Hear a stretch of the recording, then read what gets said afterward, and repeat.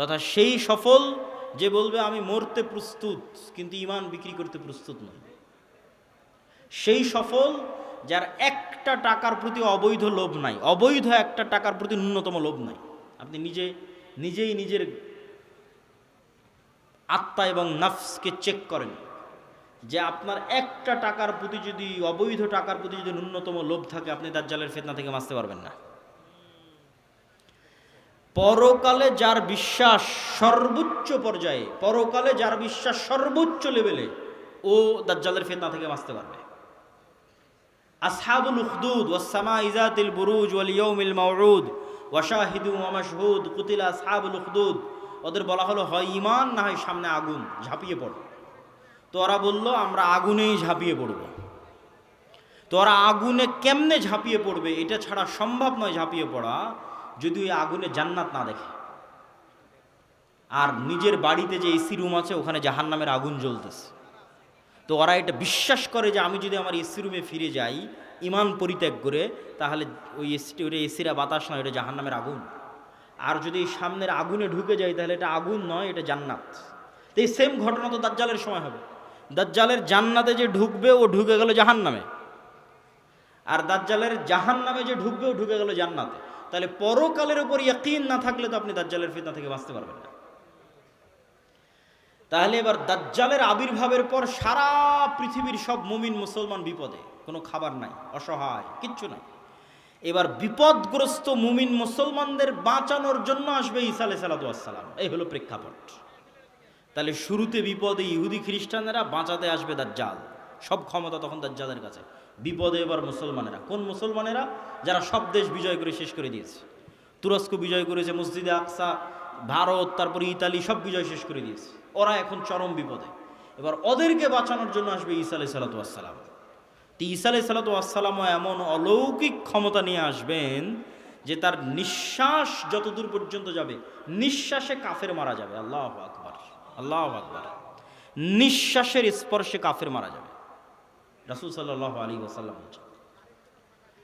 আর ঈসা আলাইহিস সালামের অলৌকিকত্ব এত টপ লেভেলের হবে যে দাজ্জালকে আলাদা করে হত্যা করা লাগবে না। দাজ্জাল যদি শুধু দেখে ঈসা আলাইহিস সালামের দিকে, ইয়াজুবু কামা ইয়াজুবুল মা, পানিতে লবণ দিলে যেভাবে গলে যায় সেভাবে গলে যাবে, ছেড়ে দিলে গলেই মারা যাবে। কিন্তু ঈসা আলাইহিস সালাম ছাড়বেন না, নিজে হাতে হত্যা করবেন।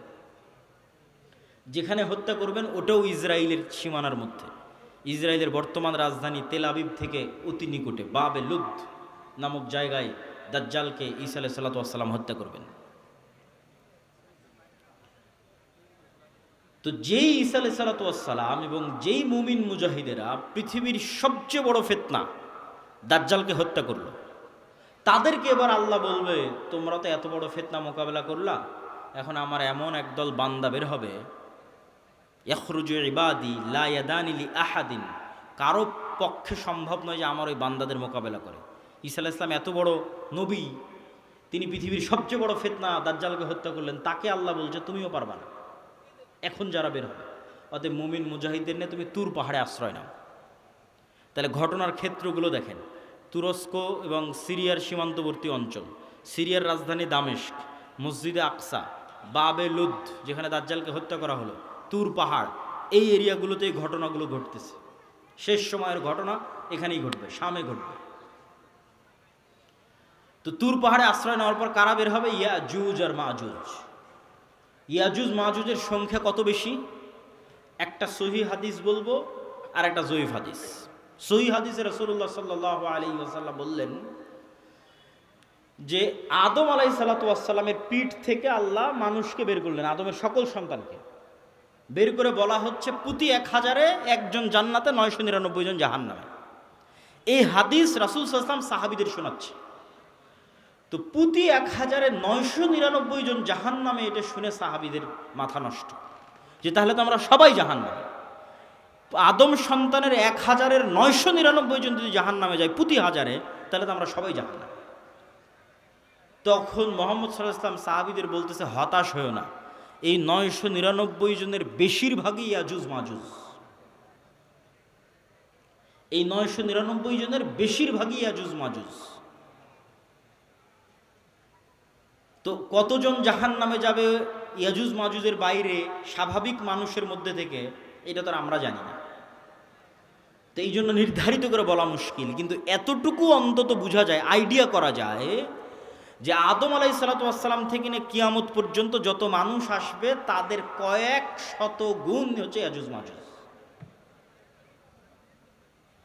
এই হাদিস থেকে অন্তত এতটুকু বোঝা যায় যে আদম থেকে নিয়ে কিয়ামত পর্যন্ত যত মানুষ আমরা হব, এত মানুষের কয়েক শতগুণ হচ্ছে ইয়াজুজ মাজুজ। আর জয়ীফ হাদিসটা কি? জয়ীফ হাদিসটা হচ্ছে যে ইয়াজুজ মাজুজের এক প্রজন্ম তার জীবদ্দশায় 1000 প্রজন্মকে দেখে। বুঝেন, আমরা মানুষ জীবদ্দশায় সর্বোচ্চ 2টা প্রজন্ম দেখি অথবা 3টে প্রজন্ম। আমি, আমার বাপ, আমার দাদা, আমার দাদা তার ছেলেকে দেখেছে, তার ছেলে আব্দুল্লাহকে দেখেছে, তাহলে 2 প্রজন্ম দেখেছে, দেখতেই দুনিয়া থেকে শেষ। তো ইয়াজুজ মাজুজের এক প্রজন্ম তাদের জীবদ্দশায় 1000 প্রজন্মকে দেখে। তাহলে কিভাবে তাদের জন্ম বৃদ্ধির হার এবং কিভাবে তাদের বৃদ্ধির হার, এটা সব উলদে আদমের সন্তান। তো এরা পৃথিবীতে বের হয়ে সব পানি ফসল আদি যা আছে সব খেয়ে শেষ করবে, এবং তাদের এই ভয়ঙ্কর ভয়াবহতাই তুর পাহাড়ে ঈসা আলাইহিস সালাম বিপদে মুমিন মুজাহিদদের নিয়ে, খাবার নাই, ওই সেম কষ্ট, দাজ্জাল থাকতে যে কষ্ট ছিল ওই কষ্ট। এখান থেকে আপনি আর একটা জিনিস শিখেন যে আপনি কত বড় নবী, কত বড় উলিয়া, কত বড় মুজাহিদ, তাও আল্লাহ আপনাকে কিভাবে বিপদ দিয়ে পরীক্ষা করতেছে। কেমন বিপদ? এত বড় নবী, তাও খাবার নাই। যে নবী নিজে হাতে দাজ্জালকে হত্যা করেছে তার খাবার নাই, সে নবী এখন আল্লাহর কাছে কাঁদতেছে যে আল্লাহ এই বিপদ থেকে বাঁচান। তো এই জন্য সবসময় আল্লাহর সামনে নত, আল্লাহর সামনে সাহায্য, এটা ছাড়া কোনো রাস্তা নাই। তো ঈসা আলাইহিস সালামের কান্নাকাটি এবং মুমিন মুজাহিদদের কান্নাকাটিতে আল্লাহ সুবহানাহু ওয়া তাআলা ইয়াজুজ মাজুজের শরীরে এক প্রকার পোকামাকড় এবং অসুখ দিবেন। তারা মারা যাবে কেমন করে? হাদিসের বাক্যটা শুনেন, কামাউতি নাফাসিন ওয়াহিদিন। একটা মানুষ মারা গেলে যা হয়, পুরো ইয়াজুজ মাজুজ একসাথে ওইভাবে মারা যাবে, যেন একটা মানুষ মারা গেল। তথা একটা মানুষ মরতে যতটুকু সময় লাগে, পুরো ইয়াজুজ মাজুজ কোটি কোটি হাজার হাজার ওইভাবে একসাথে, at a time, at a moment, at a second মারা যাবে। তো এবার ঈসা আলাইহিস সালাম জমিনে ফিরে আসবেন, তো জমিনে পা রাখার জায়গা নাই, এত কোটি কোটি মানুষ যদি মরে পড়ে। হাদিস থেকে আমি যতটুকু চিন্তা ভাবনা করে দেখেছি, এটাই বেশি খাপ খায়, এটাই বেশি মিলে, যে দাজ্জাল বের হওয়ার পূর্বে, ইমাম মাহদি আসার আগেই, অথবা ইমাম মাহদির সাথী, অথবা ইমাম মাহদি সহ, যেটাই বলেন, দাজ্জাল এবং ঈসা ইসলাম আসার পূর্বে পৃথিবী মুসলমানদের, মসজিদে আকসা মুসলমানদের, তুরস্ক মুসলমানদের, ইতালি, পুরো ইউরোপ মুসলমানদের, ভারত মুসলমানদের, সবই মুসলমানদের। মুসলমানদের বিজয় যখন সর্বোচ্চ স্তরে, এবং দাজ্জালের কোনো ষড়যন্ত্র যখন ওর কাজে দিচ্ছে না, দাজ্জালের পক্ষ হয়ে পৃথিবীতে কাজ করবে এরকম কোনো বড় শক্তি আর পৃথিবীতে নাই, এবার নিজেই দাজ্জাল বের হয়ে আসবে। কেননা যারা দাজ্জালের পক্ষ নিয়ে কাজ করতে, এরা সব বিপদে পড়ে গেছে, কেননা বিজয় মুসলমানদের হয়ে গেছে। তো ইহুদিরাও এক মাসিহের অপেক্ষা করতেছে, বিপদ থেকে, বিপদে পড়লে বিপদ থেকে বাঁচায় যে সে মাসিহ দাজ্জাল। খ্রিস্টানেরাও ঈসা মাসিহ, বিপদে পড়লে বিপদ থেকে বাঁচায় যে সেই মাসিহ ঈসা আলাইহিস সালাম বিপদ থেকে বাঁচাবে। খ্রিস্টানেরাও বিশ্বাস করে ঈসা আলাইহিস সালাম আবার আসবে, কিন্তু তারা এটা জানে না যে ঈসা আলাইহিস সালাম মারা যায়নি, জীবিত আছে। আমরা জানি ঈসা আলাইহিস সালাম মারা যাননি, জীবিত আছে, আর তারা মনে করে মরে গেছে, কিন্তু পুনর্জন্ম হয়ে পুনরায় ঈসা আলাইহিস সালাম পৃথিবীতে আসবে, তাদেরকে বাঁচানোর জন্য, খ্রিস্টানদের বাঁচানোর জন্য।